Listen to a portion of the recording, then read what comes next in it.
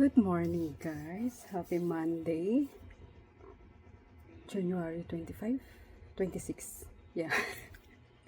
Mawala tayo lagi sa sa petsa. Ayan. So, mabuti na yung pakiramdam ko. At nakaligo na rin ako. Yan. Pero, medyo masakit pa yung lalamunan ko. Kaya, uminom pa rin ako ng gamot kanina. Kumain ako maaga. Uminom ng gamot. Naglinis-linis sa labas para alam mo yung mainitan yung katawan ko, and then naligo ako. Pero nag-init ako ng tubig kasi maghinaw. Hindi nga ako hindi kami nag-aircon na naman kasi sobrang giniginaw ko, tapos nakapajama ako kagabi, di ba? Ayan, hindi nyo ako mapapatulog ng nakapajama kasi naiirita ako. Gusto ko yung legs ko, yung paa ko, basta yung buong lower part ng body ko, gusto ko yan nadadantayan ng kulambo. Pero dahil hindi ko kinakaya yung lamig guys, no choice, nagpajama talaga ako. So, ayan lang. And di naman ako mukhang galing sa sakit, no? So, yan, konting kilay lang. And lip tint, lagay tayo ng konting blush na lang para dito magmukhang maputla. Yan, pinapunta namin ng maaga din si Mika. Buti na lang, pupunta na rin talaga si Mika lagi. Yan, lalo na ngayon wala si Ate Jenny, parang nag-resign na ata kasi nagkasakit din yun. Pinauwi ng asawa, doon na lang daw magpapagaling sa probinsya. Sabi ko, di naman malala yung sakit, pero pinauwi. So baka nag-resign na yun, which is okay lang naman kasi medyo ang hirap ngayon maghanap ng guys, ng maayos na helper talaga, yung susunod ba sa mga ng amo, like yan, since helper siya ni Nene sa kitchen, dapat lagi siyang naka hairnet, diba, which is sinabihan naman namin, pero wala, lagi nakalugay yung niya, yung hair niya. And minsan may nakukuha si mamang mga buhok niya sa ulam, yung ganyan. Babagsak tayo sa sanitary kapag nareklamo tayo ng mga customer, ganyan. So yun lang, parang ang hirap bang yung ganda ng shit, ganda pala nito. Ano ba to? Blush by Pink Flush. Ang ganda, naka-glow siya. So, sana ba ako? Ayun, and ano pa ba? Alam mo yung minamadali lagi yung pagluluto. Like, dapat ang pagluluto ng mga meat, dapat di ba pinapakatas muna yan? As in, para lumabas yung katas talaga, yung liquid from meat itself. So, parang nangyayari kasi parang namamadali niya, or nagmamadali siya lagi, di ko alam bakit. Yan, napapansin namin ni Nene, of course, kasi si Nene sa kitchen na madalian lagi yung galaw, which is hindi dapat ganon kapag nasa food industry ka or nagluluto ka. Oh, wait lang ha, magdi-disclaimer naman ako, sabihin nyo, perfect nyo naman kasi. Yan, hindi guys, kasi para makuha mo yung sarap ng lulutuin mong food, bukod sa hindi mo dapat tinitipid yung rekado, is isasangkot mo siya ng mabuti. Pansinin nyo yan, pag nagluto kayo kunwari ng afritada, once na hindi nyo ginisa ng maayos or sinangkot siya yung chicken, hindi nyo pinalabas yung katas niyan, lalagyan nyo agad ng tomato sauce, tomato paste, or minsan tutubigan pa, yung ganyan. Malansa. Yung matitik, ewan ko ha, basta sa mga marunong magluto dyan, malansang lumalabas doon sa dish. May something siya na, alam mo yun, hindi proper yung pagkakaluto. And nakailang parang may nakapansin na din ng mga customer namin na sabi kay mama, manang iba ba kayo ng cook? Lalo na nung nag-ano si Nene, 'di ba, na ospital, talagang siya yung nag-take over kasi sa kitchen. So, ayun.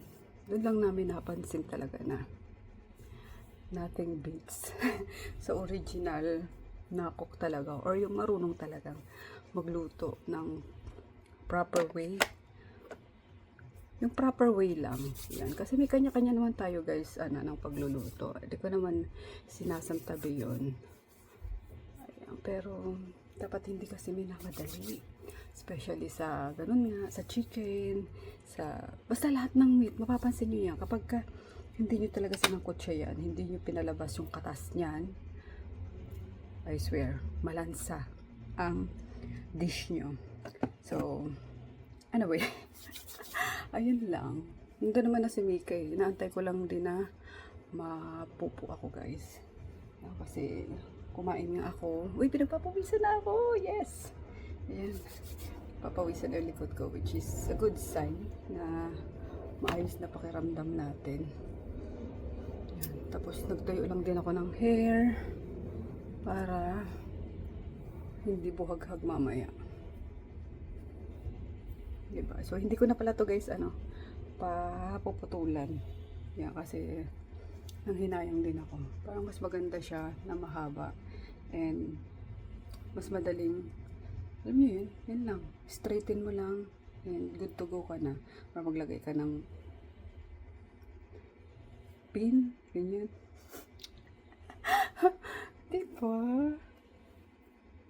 So, ayan lang, ang chika natin for today, habang inantay ko na kumulo yung, not kumulo, hindi na kumukulo yung tiyan ko. Yung makaramdam lang ako ng pagdumi.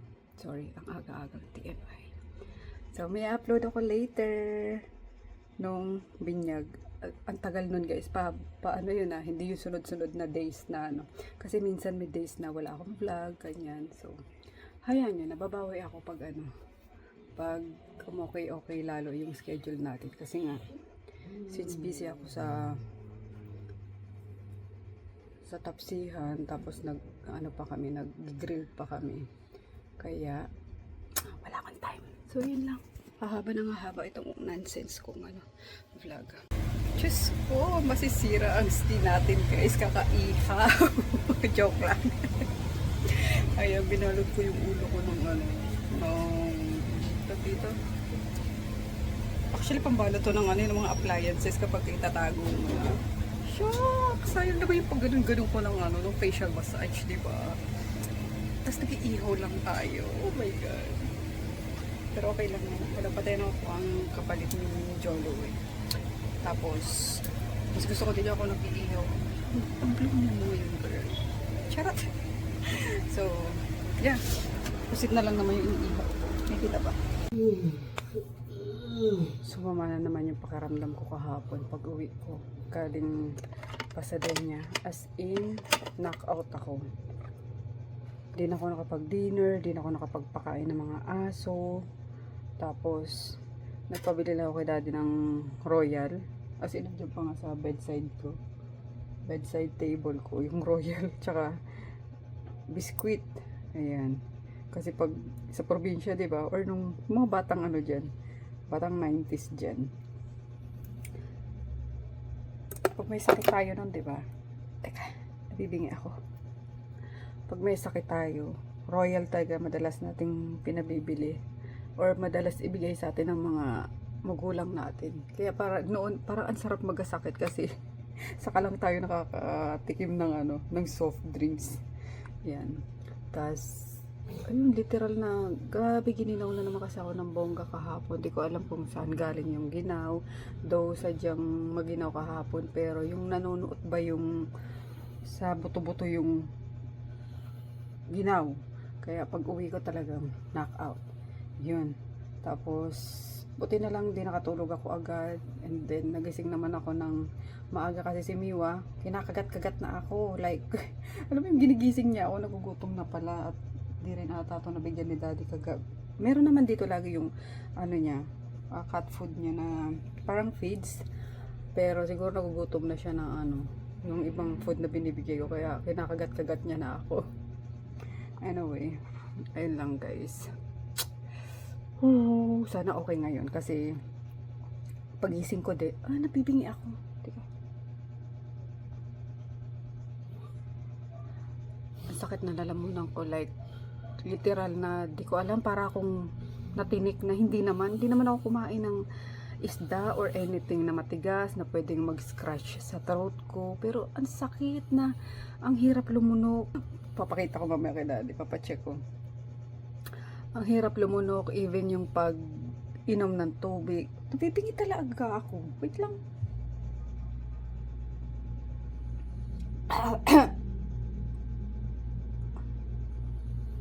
Nakabingi. So, yun. Even yung paglunok ng, pag-inom ng tubig, talagang ang sakit.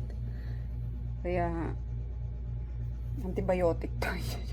Hindi, papacheck up tayo pag hindi pa talaga naging okay.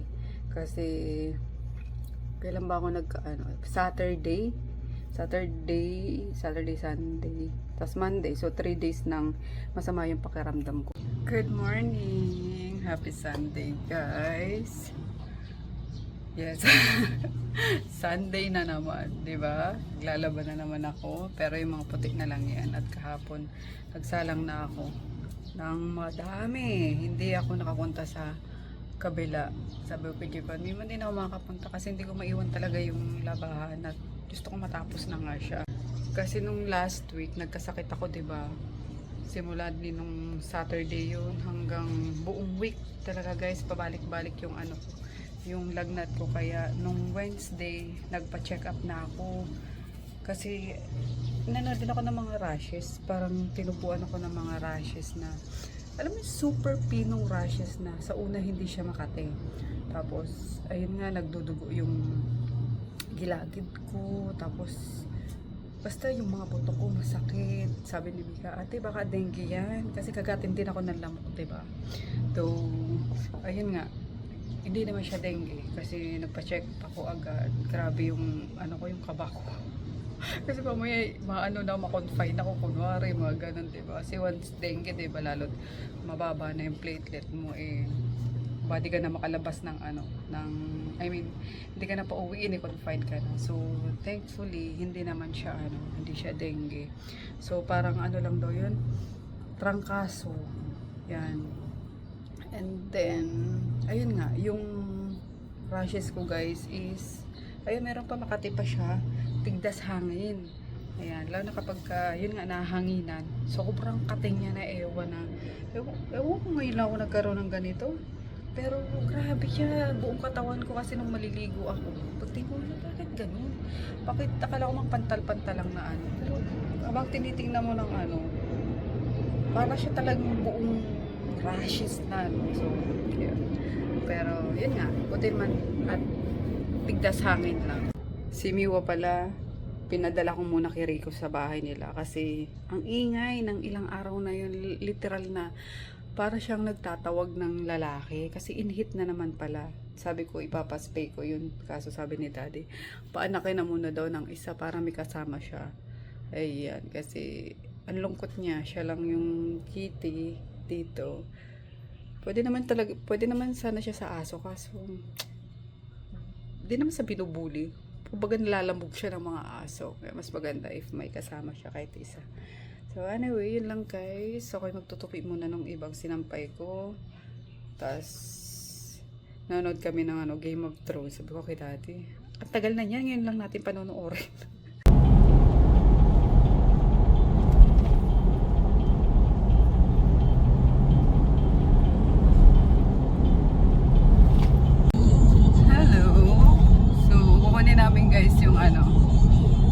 Mga kasama ni Miwa, may nakita ko sa Facebook yung mga rehoming.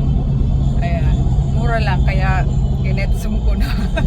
Nag-iisa na lang kasi siya, so nag-cancel lang yung unang nakapagpa-reserve, and then ako yung kinontak nung firma na baka po interesado pa kayo kasi nag-cancel yung unang nagpa-reserve. So kinuha ko na para hindi mag-ingay si Miwa kapag may kasama, hindi naiinip kapag nasa labas si daddy, ganyan. So pick upin natin sa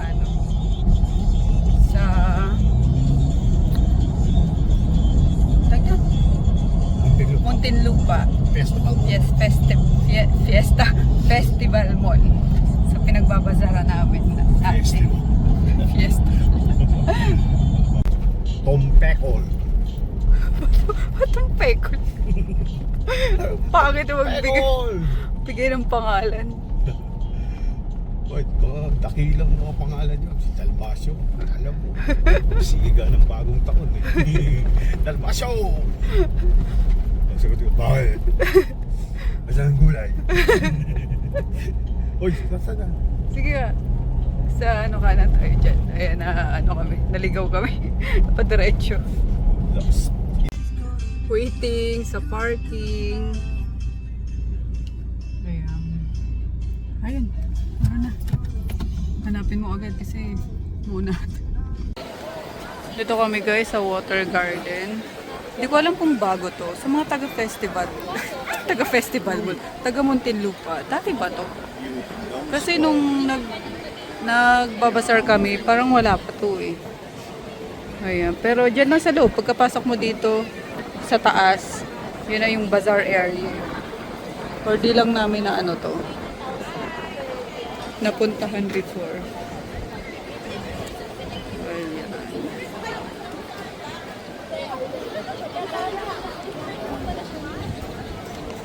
Andito na siya. Ayan, habang inaantay namin to, naghahanap na kami ng, ay nag-iisip na kami ng name ni Daddy. Yung sa Game of Thrones. Pag ano namin, pag bad debate. Si Dracarys. Bakit Dracarys? Ang haba. Para magano. Hi! I-initiate ng sulugan. Butang pa eh. Oh? Ang lagkit eh. Parang hindi pa nakakatuntong ng semento. Ayun, tingnan mo, nagpapapi. Mag-ano yan, mga kalmot. Ayoko. Pag namumuhol, diyan mo na. Baba mo muna dun. Yan. Kain muna kami dito sa ano, Jerry's. Ginutom na. Wala na daw tong ano, sustansya. Grabe, nag-drive lang. Pinanghina na naman. Alas stress na eh. Kain tayo guys, lunch, sinigang na hipon, kare-kare. Ayun, pag-isa kaming rice. Tapos may ano kami. Hello. Kain na! Hi! Kasi dapat gabi pa pag ano eh, pag bubuko yung ano, iris niya eh. Hello! Araw pa lang, ganyan na eh.